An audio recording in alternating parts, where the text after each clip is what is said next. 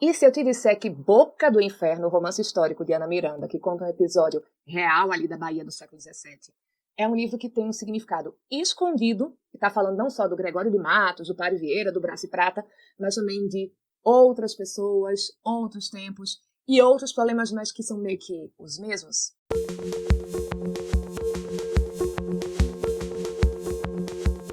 Eu sou Bianca Campelo, esse é o Literalizando, e nesse vídeo eu vou compartilhar com vocês esse e outros aspectos e impressões da minha segunda leitura de Boca do Inferno, romance da escritora cearense Ana Miranda.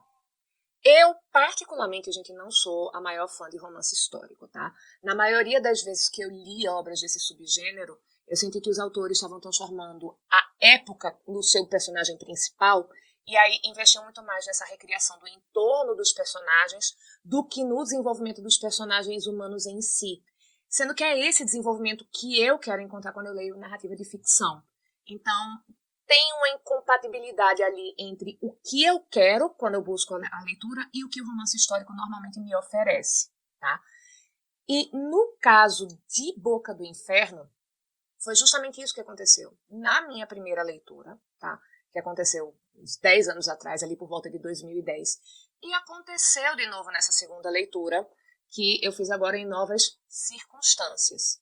Apesar disso, apesar de eu não ter conseguido ter essa relação profunda, porque, enfim, né, não é uma obra que atende às minhas expectativas, essas duas experiências elas foram muito diferentes. O intervalo de uma década entre uma leitura e outra me tornou uma leitora muito diferente, com mais bagagem, mais experiência, e essa é uma diferença fundamental para eu ter impressões bem mais positivas nessa nova leitura, inclusive fundamental para eu chegar à conclusão de que esse livro está falando de muito mais coisas do que essa história que está ali na superfície, tá? Mas também não somente isso, a circunstância da leitura foi bem diferente. Naquela minha primeira leitura, ela foi uma leitura de livre demanda. Eu estava na livraria, vi o nome do livro, pensei, eita, Gregório de Matos. Li a sinopse, fui para casa, fui ler sem nenhum outro compromisso. E dessa vez, essa leitura ela foi uma leitura profissional, obrigatória. O livro está na lista do SSA1 da UPE, a prova do vestibular seriado que é aplicada para os alunos da primeira série do ensino médio. Então, eu fui ler como uma professora, uma leitura profissional, para poder fazer a mediação com os meus estudantes. E tudo isso mudou muito a maneira como eu encarei esse novo date com o romance da Ana Miranda.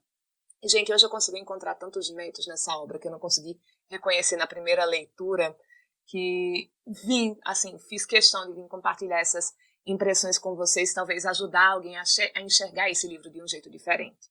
Então, a partir daqui eu vou dividir o nosso papo em dois momentos. Primeiro eu vou te contar quais são essas qualidades que eu encontrei nesse livro agora, e depois eu te conto por que ainda não tá dando match entre Boca do Inferno e eu, tá bom?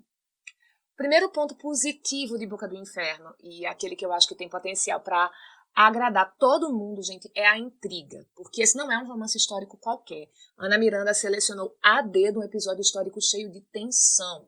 Boca do Inferno reconta pra gente o ápice do conflito entre duas facções políticas, as mais poderosas do Brasil colônia no final do século XVII. A facção liderada pelo governador-geral do Estado do Brasil, e é liderada pelo secretário de Estado da Guerra. Traduzindo isso para os nossos dias, é como se fosse um conflito entre o presidente da República e o vice-presidente, sendo que o vice-presidente também é ministro da Defesa. O governador-geral é o Antônio de Souza Menezes, o Brás de Prata, uma figura polêmica que foi muito odiada na Bahia, e o secretário de Estado é o Bernardo Ravasco Vieira, irmão do padre Antônio Vieira. Esses três personagens e todos os outros personagens masculinos que aparecerem nessa obra, com nome, sobrenome, cargo político, gente, são figuras reais que realmente estavam envolvidos ou foram envolvidos no episódio que o livro conta, que é o assassinato do alcaide Mor, Francisco Teles de Menezes. Alcaide Mor é meio que prefeito que também é chefe da polícia militar. Então, Francisco Teles de Menezes, ele realmente existiu. Ele realmente foi assassinado por partidários do Bernardo Ravasco. E esse assassinato iniciou mesmo a retaliação do Brás de Prata, que foi envolvendo um monte de gente que não tinha nada a ver com a história. Entre essas pessoas que entraram de gaiato na guerra política estavam o padre Antônio Vieira e o poeta Gregório de Matos, tá? Que são duas figuras que deveriam ser meio protagonistas daqui do livro, e spoiler, elas não são tão protagonistas. Esse é um dos pontos negativos ali da minha leitura, mas a gente fala sobre isso já já. Então, voltando, em termos de intriga, Boca do Inferno entrega. É gente fugindo, gente sendo perseguida, gente sendo baleada no meio da rua, gente tendo mão cortada, gente sendo torturada, gente presa.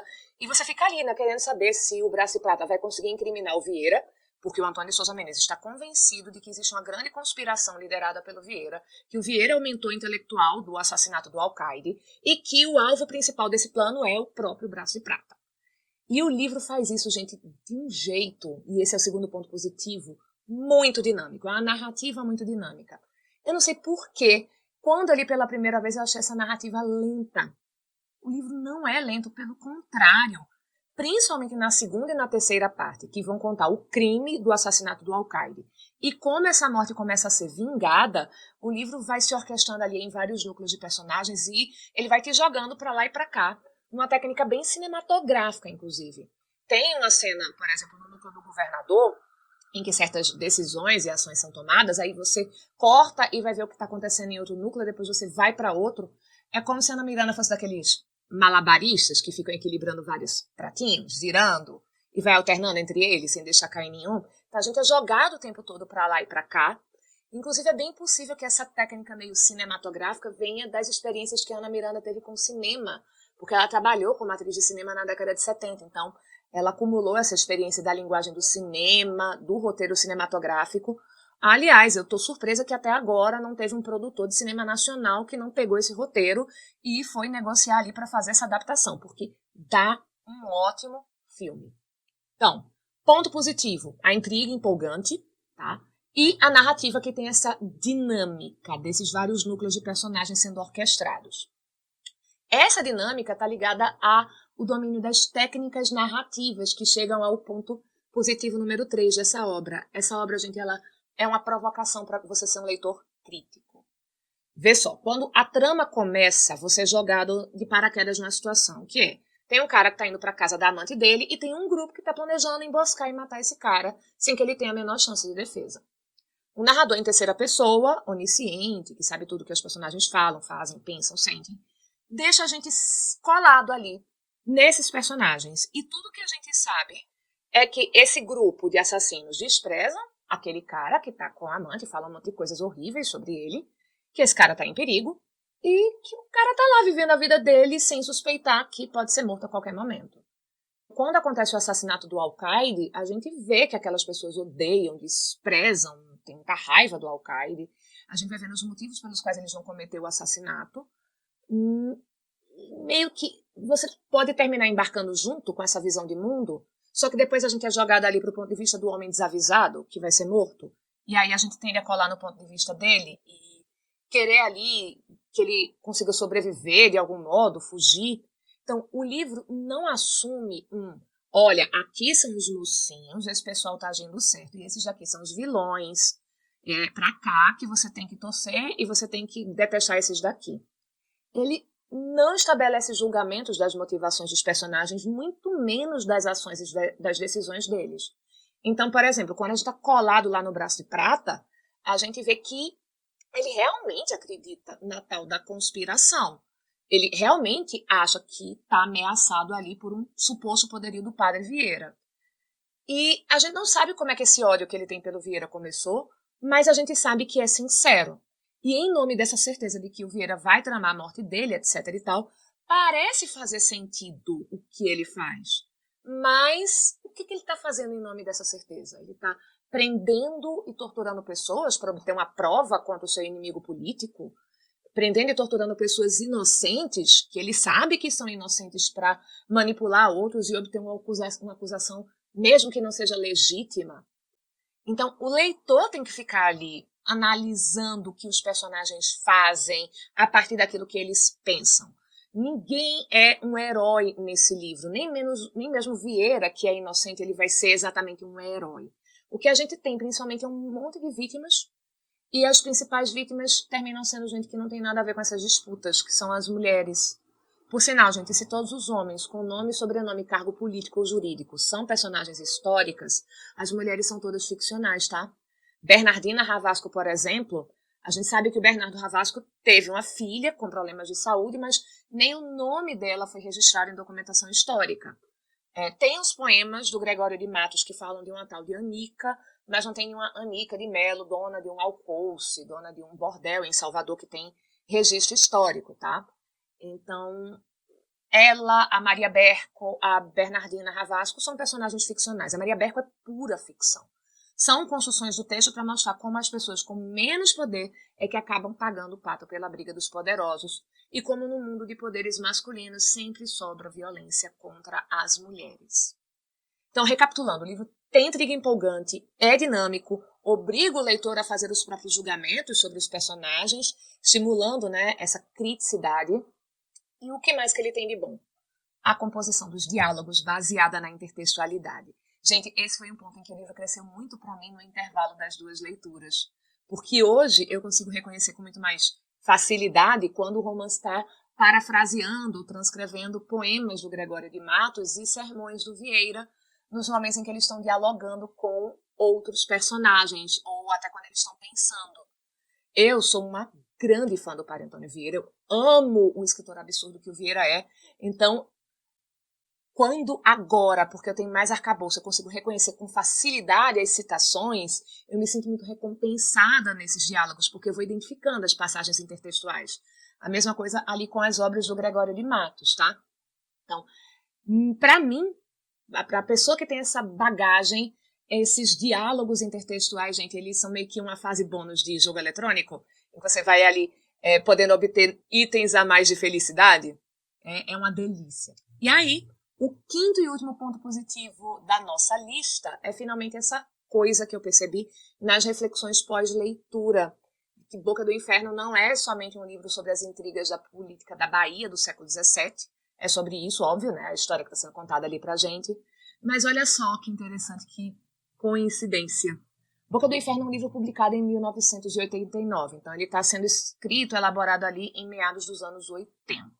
E é nessa época em que Ana Miranda está escrevendo sobre um governante convicto de uma ameaça imaginária ao poder dele, que ordena prisões arbitrárias, torturas, para conseguir chegar à denúncia de quem é que pode ser essa pessoa que quer derrubar o poder, em que um chefe de polícia sai executando as pessoas que ele tem convicção que são culpadas, sem direito a julgamento.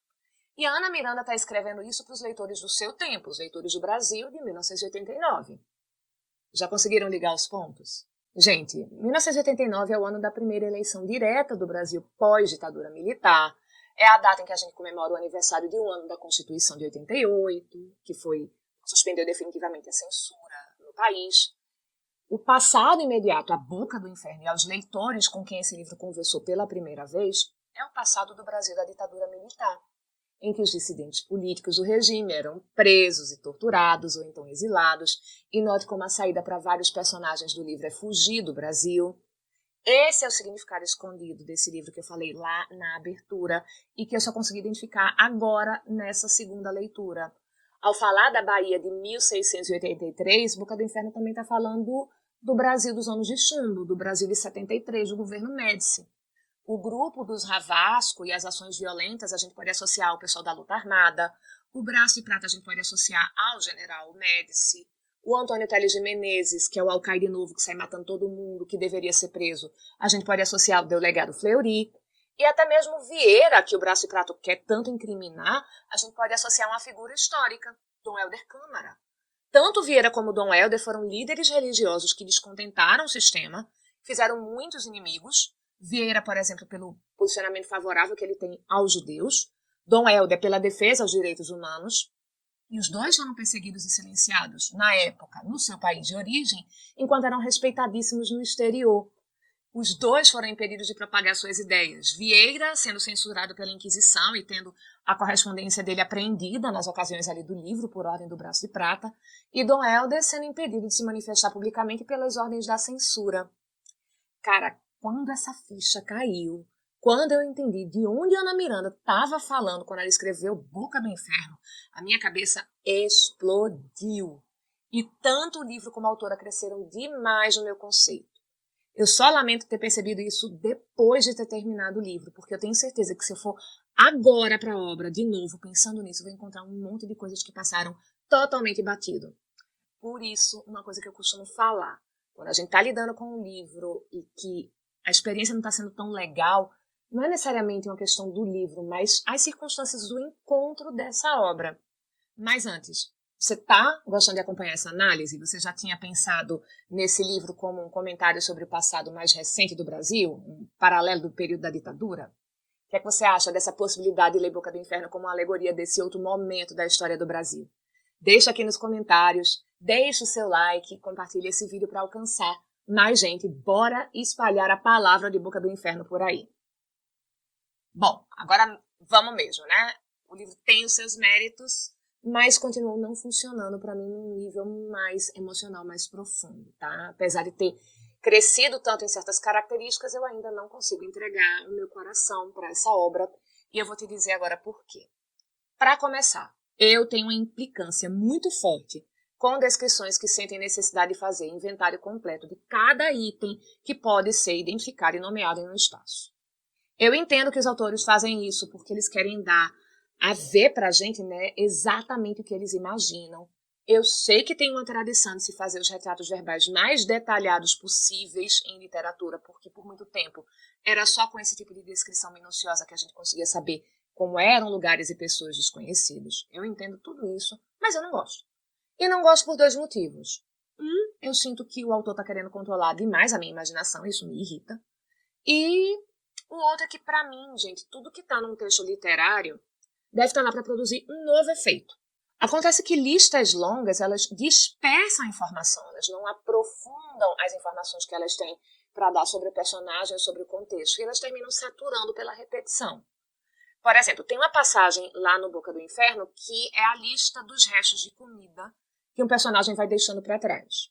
Ele vai comendo e caminhando e os restos vão ficando lá pelo caminho. O livro vai dizer nessa passagem o seguinte: se alguém o procurasse, seguiria facilmente seu rastro através dos resíduos que ia atirando à rua. Sobras de gergelim empilado, cascas de noz de pachira, amêndoas de palmeiras, espinhas de peixinhos salpresos, talos de pimenta, vértebras de animaizinhos caçados, nervos aferventados de bode, o saquetel de bolachas, a folha que enrolava a farinha com manteiga. Cara, é uma lista de 9 itens detalhados. E aí comigo acontece o seguinte: e tem um, ok. Tem 2, ok. Tem 3. Beleza, você tá me dizendo que esse cara é um glutão, ele gosta muito de comer. Entendi. E tem 4. Tá, entendi, ele não tá satisfeito nunca, é um porcalhão, olha a quantidade de coisa que ele deixa por aí. Depois disso eu já tô impaciente, porque eu já entendi qual é o ponto, eu já tô ficando irritada, porque a lista não tá trazendo novas informações. Só repete o que já tá claro, eu já entendi. Segue adiante, não fica nesse disco arranhado.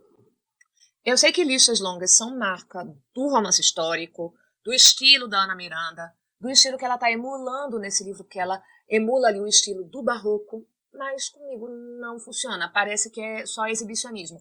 Olha, eu pesquisei tudo que se comia no século XVII, vê só. E como eu disse lá no início do vídeo, eu não estou aqui pela reconstrução da época. Quando eu quero informações precisas de uma época, eu vou para texto de não ficção, eu estou aqui pelo personagem. Então eu quero que o livro se concentre e se aprofunde nos personagens. Ser repetitivo, sem ser funcional, é para mim o grande defeito desse livro. E eu percebo isso como uma falta de foco, pelo menos uma falta de foco no que me interessa, que é aprofundamento de personagem de conflito. Porque não é apenas que o livro faz listas intermináveis de coisas, é também uma repetição de situação que não contribui para avançar a história, nem para aprofundar o debate. Isso acontece principalmente na subtrama do Gregório de Matos. E aí você lembra que eu te falei que era para ser o Gregório e o Vieira protagonistas? Só que eles acabam não sendo exatamente isso, porque a narrativa está muito diluída em muitos núcleos de personagens. E tanta coisa termina sendo repetitiva, principalmente no núcleo do Gregório, que não é exatamente uma personagem que vai conseguir decidir alguma coisa nessa obra, tá? No caso do Gregório de Matos, a gente tem todas aquelas repetições da história dele com a Anica de Mela, com as prostitutas, que não faz a narrativa avançar.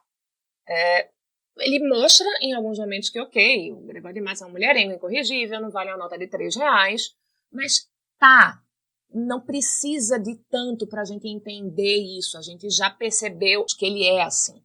E esse espaço da trama poderia estar sendo usado para desenvolver melhor outros aspectos que precisam dessa atenção, porque é muita coisa acontecendo ao mesmo tempo. O livro tem que contar pra gente o que acontece com os 8 acusados, O que acontece com os inocentes que foram envolvidos nessa trama, da morte do Alcaide, o Bernardo Ravasco, o Vieira, a Maria Berco.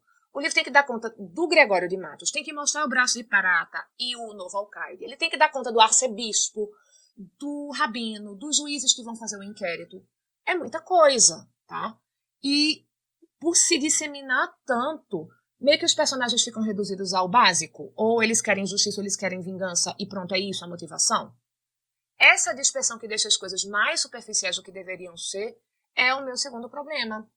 E esse defeito está ligado diretamente ao terceiro. A resolução parece que vem do nada. O final parece muito abrupto. É meio, seu rei mandou dizer, a devassa, a investigação feita pelo Rocha Prita, ele não tem uma conclusão clara pra gente. E em nenhum momento o livro imagina como teria sido o processo para os Pedro II, o rei, tomar as decisões que ele tomou a respeito do que estava acontecendo na Bahia.